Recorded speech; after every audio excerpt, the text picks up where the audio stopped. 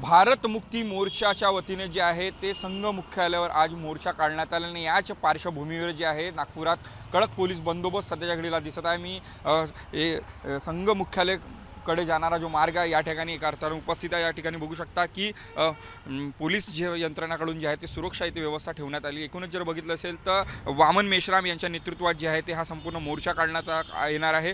ओडिशा राज्यातील बाली येथे जे आहे ते यात्रा काढण्यात आली होती। त्या यात्रा जेव्हा ते रद्द करण्यात आली याच पार्श्वभूमीवर वामन मेश्राम यांनी जे आहेत संघ प्रणित भाजप शासनावर जे आहे ते आरोप लावण्यात आले आहे आणि या संपूर्ण संदर्भाने त्यांनी आज जे आहे ते आंदोलन एका अर्थाने काढण्यात येणार आहे। नागपुरातील इंदोरा चौक ते संघ मुख्यालय असा एक मार्ग होता, मात्र पोलिसांनी परवानगी नाकारली आणि त्यानंतर हा संपूर्ण मार्गस्थ बदललेला आहे।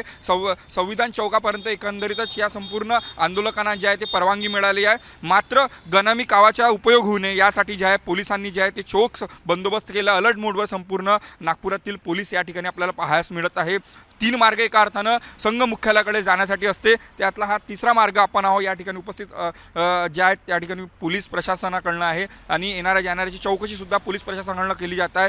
11 वाजतापासून या मोर्चाला जे आहे ते इंदोरा चौकापासून सुरुवात होणार आहे आणि तो संविधान चौकापर्यंत येणार आहे। मात्र काही आंदोलक जे आहेत ते गनामी कावीचा उपयोग करू शकतात, त्याच पार्श्वभूमीवर जे आहे संपूर्ण गृह विभागाकडून असेल किंवा पोलीस प्रशासनाकडून जे आहेत ते संपूर्ण या ठिकाणी बंदोबस्त पाहायला मिळत आहे। कॅमेरामॅन मंगेश मोहितेसह तेजस मोहतुरे, जय महाराष्ट्र न्यूज, नागपूर।